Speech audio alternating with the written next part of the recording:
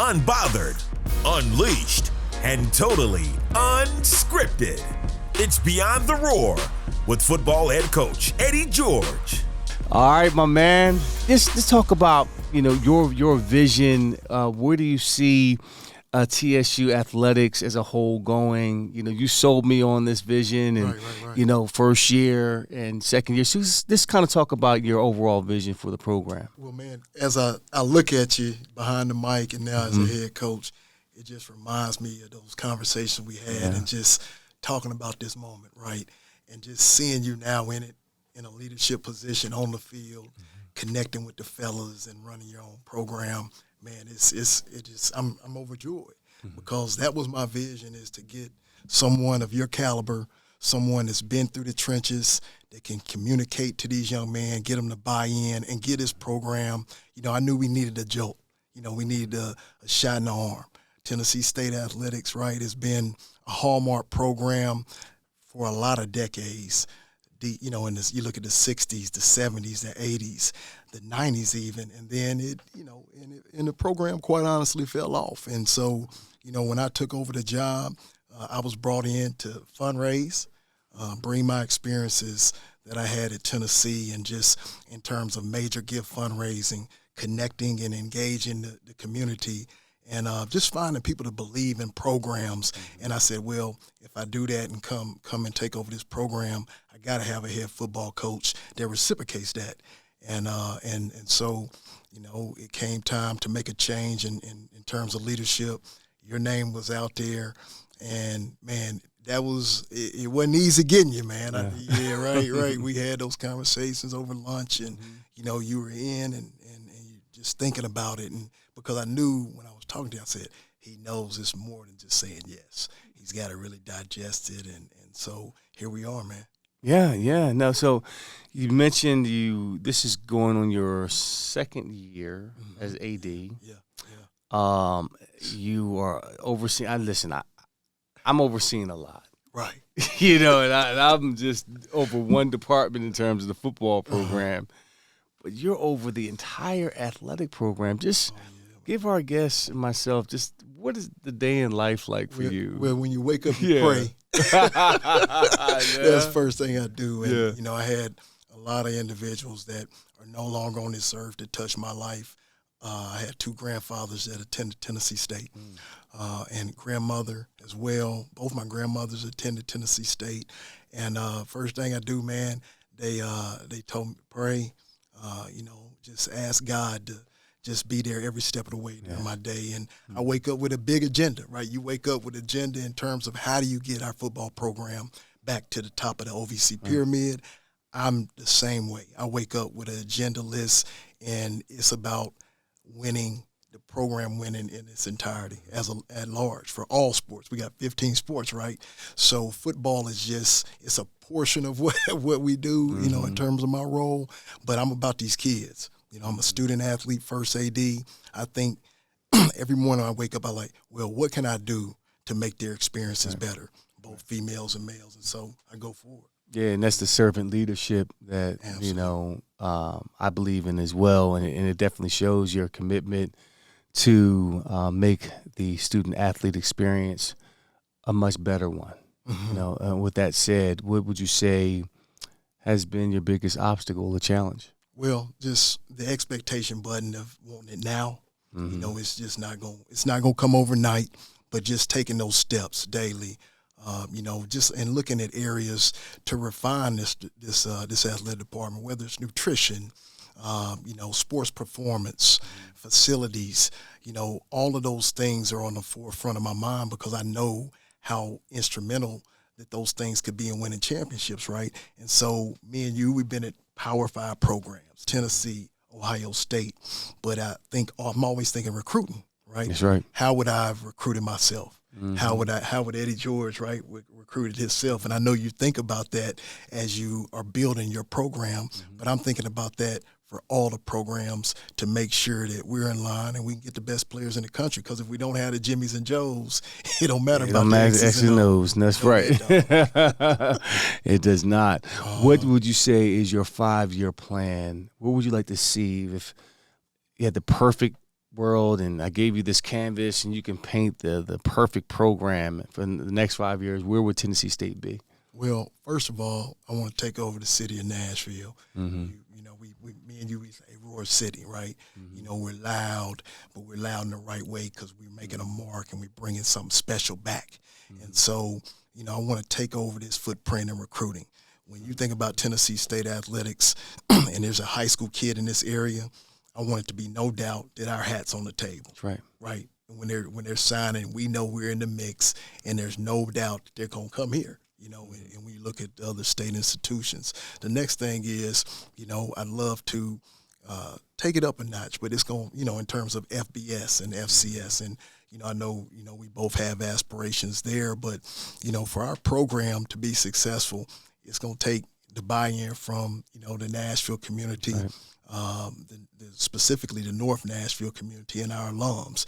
And slowly but surely, man, I know it's a lot of change that they're experiencing. And, you know, change is good. Change is good. It has to change. But I know when they buy in, man, the sky's the limit for it. Yeah, no question. What, when you took the job to become AD, what was kind of your process? I know I had mine in terms of how I approached the head coaching position and vetted it out and really sat and prayed on it. Did you have any concerns or fears when you first took the opportunity? No, I didn't. You know, I've always wanted to be an AD, and I had a lot of lineage to Tennessee State, and I kept my eye on it, so to speak. When I was in Knoxville as an assistant AD, I would always come back to games. My wife, obviously, was a majorette here. My brother is a product from this institution, went on to be a radiologist from Meharry, but I've always wanted to be an AD, and so I wanted to claim this job if it ever came open, and want to prepare myself, put myself in the best possible position to be the athletic director. So when I got the call, I said, there it is. You know, back at home. I went to high school around that area, so now let's attack it. And so, but I did, my reservations were, do I have the pieces that I need? You know, and you know, people talking about, well, skyscraper, you're building, but you got to have a foundation. That's right. So, and you know that. No question. Yeah. No question.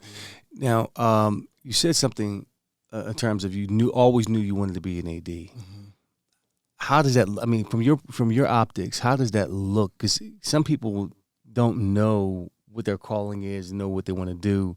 How did you know, and why did you want to become an AD? Well, you know, I had an injury. You know, it took me off the field with my hand, and I got into several industries. I was an entrepreneur, owned my own apparel company, you know, got into medical devices. And so when I got into college athletics and fundraising, you know, I love engaging, interacting with people, telling stories. It was easy for me, right? So you start rolling, man. You roll in the industry, and then you get in it, and you're like, hold on, I want the top spot, you know? Yeah. And for many reasons, right? You know, there's not a lot of black ADs. You know, I was a firm believer that I wanted to put myself in a position to be the next AD that represented minorities. And so if you're going to be in something, I was always taught by my folks, hey, you want to put yourself in a position to be the leader in that position, whatever it is. Mm-hmm. And so as I kept grinding, you know, I mean, I've done everything from sell tickets to graphics to stats. I've done it all, man. But now I'm able to fine-tune areas that I know makes a successful athletic department internally with our staff here at Tennessee State, and it's beautiful, man. Who are some of your mentors? So my mentors, Mike Hamilton's one of them. He was the athletic director when I first got the job in athletics development in Tennessee. My coach Philip Former, which you know. My father, you know, Michael Allen Sr. You know, Mickey's my nickname, but I'm a junior, man. So we talk daily. You've even talked to my father, on the phone, man. And Pops is cool, you know. He's cool. He went to Lane College, and you know, he talked to me because I didn't go to an HBCU for undergrad. I went for grad, and so but I've always been around it, love the culture, man, and know that it's something that draws you in, right? It's different. Band, yeah, soulful. it's dope. Yeah. And so, but for many years, big time athletes, they park themselves at HBCUs, and so TV exposure. Those are the things that got the big time athletes to PWIs, right? And so now, as me and you are going through this, we're just trying to reverse engineer it, That's right. Bring the exposure back to the HBCU campus and sell it, because we've been there and we know how to get those big time athletes back here. Yeah. What did you learn from, I guess, each of your mentors? What was the best advice that they've ever given you? Listen first. Listen. Take it in. A lot of people have great ideas, but one, you got to meet people where they are, listen, make the best decision possible, and stand on it. Don't waver and be hot and cold every day. Don't be lukewarm. Just be steadfast, transparent, and meet people there, man. Yeah, that's good stuff, man. I mean, that's the same philosophy I have is listen first, understand, and then be understood, and that that's way. Timothy, right? Yeah. Well, that's First Timothy is be quick to listen, slow to speak, and slower to anger. There it is. That's. That one just always resonates with me. Yeah, I remember you dropping that on me, though. Yeah. Yeah. So we approached halftime, and I got a good fact for you. Of course, you know this because you are the AD. But do you know who was the first African American woman to coach an all men's team at the collegiate level? Yes, I do. She was my professor in grad school. Dr. Katrina Starks. Oh, wow. Legend, man. Yeah, they made a movie about it. Movie. Taraji. Taraji. Cookies. Yeah. Empire, yeah. She played her. But Dr. Starks, man, well respected for her work. Obviously with the movie, I mean. So I didn't know that she never coached golf. Right. She just went out there and did it, man. And did it and coached them to a national championship. Yeah. Well, they won championships during her time. That. Dang. I mean, she never coached golf. Right. And I'm trying to learn how to play, but that's remarkable. Yeah, and you like to hit it now. I do. Yeah, I do. Yeah. But I can't teach nobody how to play damn golf, though. Yeah, that's but she was a man. She a lot of well respected, man, because of her research, her due diligence. And you talk to me all the time in this role. You don't know everything, but you're just doing your research, your due diligence. You surround yourself with great people. Yeah. And that's what she all did. right. Well, we're gonna flip the script a little bit, man. All right. Have a little fun. I know you play football, but besides football, you're the AD of many different sports. What's your favorite sport and why? Man, my favorite sport is basketball to watch. Right? Yeah, man. You catch me in playoff time. Don't mess with me. I'm TNT. Charles Barkley. Who's your favorite team? Man. Wherever LeBron is, man. Oh, LeBron. Yeah. He's bully ball. He's the closest to me the way his style of play is to somebody playing football as a hooper, right? So I like it. He's gonna get downhill, shoulder contact, move people, shove people down, and dunk on your head. Right. But outside of that, man, right now we had people that we looked up to in various sports, man. Whether it was baseball, Ozzie Smith, who, man, I met personally at your golf tournament, right? Yeah. But there was a lot of guys that we watched, but those guys knew that they had to touch kids, man. And LeBron, what he's done off the court is something I very much respect, man. It really is. With school and no drama wrapped around his life at all. No scandal or anything of that nature. There's no nonsense. Right. In his 20. What is he at now, man? No, it's not 20. Up there. He's got close to it, like 16, 17, somewhere there. Your career, it's incredible. How about your favorite memory, your greatest memory as an athlete? Man, greatest memory outside of winning the national title, and we beat Florida State 23-16 in the Fiesta Bowl. I was a track meet called the Hershey track and field meet. Actually, it was up your way in Pennsylvania, Hershey Park, right? Yeah. And I won it as a 9-year-old. I was the fastest 9-year-old in the Oh, nation. wow. Yeah, a little 60-yard sprint, man. And I remember my grandfather, man, I called him Papaw, man. I'm running the race, and he's running with me, and won it, man. And that was a pretty special moment. Yeah, Nice, so young. Nice. The 9 years old, the fastest 9-year-old in the Hershey country. track and field. Yeah. Wow. Did you do long jump or anything else? Nothing else. Just the sprint, sprint. man. Yeah, all the other stuff is too technical. Right. Now, I know you got a lot on your plate. You're doing a lot, overseeing 15 different programs here at Tennessee State, among other things that go into it. When you do have some downtime, what do you do during your downtime or your day off? Man, you got PlayStation with my son. You've been there. Oh, yeah. Remember I first calling you. I said, man, are you playing the game? Because I hear the buttons, right? Right. Yeah. You and Eric, right? That's just that bonding, right? And so you get on the sticks. Actually, it's without Eric. It's just busy by myself. Yeah. But that's me and him. And then I got a daughter. We train, and she's in basketball and track. And so just trying to, man, spend that quality time when I'm not doing the AD stuff. Mm-hmm. And how about your bucket list? What's on your bucket list? What do you want to accomplish? Well, the first thing is to hand you a OVC championship. Oh, man. That'd be lovely. Hopefully sooner than later. Right. Yeah. Yeah. And have some more Gatorade drip on it. That felt good. It was refreshing, by the way. Yeah, man. it was fun. It's great to see you there, man. Yeah. And it's going to be many more to come. But that's one. National championship wouldn't be bad. Mm-hmm. Yeah. We know it's up in the Dakota area, right? Mm-hmm. In the conference that we play in there. But also, seeing my kids graduate. Yeah. Seeing them graduate and go on to do great things in college.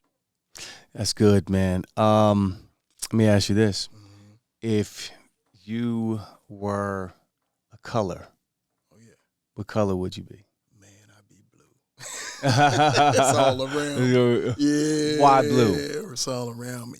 Man, it's a color that really makes a statement, right? Mm-hmm. And I wear it, and now I wear it with pride, and so if I had to be a color right now, I'm all blue. All blue, baby, all right? Blue, baby. Yes, That's right. All right, let me see this. We're doing the 2-minute rapid fire questions. Okay. When are you most productive? Late at night, in those hours where you're just in solace, you can think, not a lot going on. So, anywhere from, now I'm up now, anywhere from 11 to 1, I'm still getting it. Still getting it all, and I'm, burn the candle at both ends. Man, but just thinking about the day and getting back to it, sir. Who do you admire the most? I got a lot of admiration for Barack, man. Yeah, Barack took on a lot. Yeah, he took on a lot, and how he led in the class in which he led. A lot of respect for that, for his a lot of restraint. Yeah, he had a lot of restraint, and he chose the high road often when he probably should have gone at some people's necks. Right. But yeah, he was whatever they expected from him. He gave him something different, but he gave it to him in a way where he still marched on. He still got a lot of things accomplished. Yeah, and he held his ground. Yeah, he had his non-negotiables. Non-negotiables. Yep. What is your go-to breakfast? Man, Cinnamon Toast Crunch. It's about each piece, time man. out. Wait. Time out. You a Cinnamon Toast Crunch guy? Yeah, there. Really? Have you always been that way? Always. Really? You was never Frosted Flakes? It was Pops. Remember the Pops, the yellow Pops? I'm telling my age. Yeah, the Pops were cool. But I was a Fruity Pebble dude. You're fruity. Yeah. With Barney and Fred on the box. Oh, man. A nice big bowl of that, man, with a little bit of milk. Oh, it was a sugar rush for days. That and the Captain Crunch berries. There we go. Yeah, I rock Captain Crunch berries. You can't get better than that, man. Not too bad. But you got to get on that crunch, though. Well, man, we're coming to the end of the show, man. I can't thank you enough and Dr. President Glover enough. Oh, yeah. For being persistent with me in terms of taking this job and this opportunity. Of course, it has as many challenges, but what doesn't, you know? But I see the vision. It's not going to happen overnight, It's man. It's not. People talk about process, but do they really understand what a process is? It's changing culture, mindset, right? I mean, it's no question. All in it. And the process is this: you can't cut corners to greatness. You can't cut it. You have to go through every little minute detail to get there, and every little minute detail and experience that you have to go through. You can't cut corners, because if you cut corners, you're going to fall short of your goal. So it's the grind. It's the pains of birth that we're experiencing, you know, and planting seeds that we may not see come to fruition for a while, for a minute. So it's patience. It's patience. It's cultivating. It's constantly going back, pruning, taking away things that don't belong, the bad. Even the good, you prune the good off, so you can allow the excellent and the greatest to rise and be strong. So you're doing it, man. I mean, I'm watching you do it every single day. You know, you watch me do it for other programs. right. But at the end of the day, I know one thing: winning's in our blood. That's right. We're not gonna stop until we get that chip, right? Hey, Nick, thank you for coming on, man. I'm here with Student Representative at Large for Athletics, Kenny Rolle. Nice to meet you, my man. Thank you. Thank you for having me, Coach George. It's a true honor. First of all, where are you from? Orlando, Florida. Orlando, Florida. Yes, what high school? Oh, I went to the Great Jones High School down there. Yeah. You know, you're in a leadership position. Yes, sir. What does leadership mean to you? Man, leadership is so much to me. You know, you got to know how to follow before you can lead. So a lot of times I have seen other leaders lead, and I emulate that. I'm a real big on seeing how others do it and how they do it well and emulating it, but adding my own spin on it. So I think leadership to me is just basically seeing how others do it and making it your own. You know, just because you're not in the front doesn't mean you're not a leader. I always tell the people in which I lead, you all are leaders, and we need you to be a leader, even if you're in the back, because, you know, when you're in the line, you may have some stragglers in the middle, so you need that leader in the back as well to help push the line. So you must continue to be a leader no matter what. How would you describe your leadership style? Servant leader. Ah, nice. Yes, sir. You know, servant leadership is the best leadership there is, if you ask me. In my role as rep at large right now, I have an athlete first mentality. Like, I'm here to fight for the athletes, make sure they have what they need, make sure each program is represented.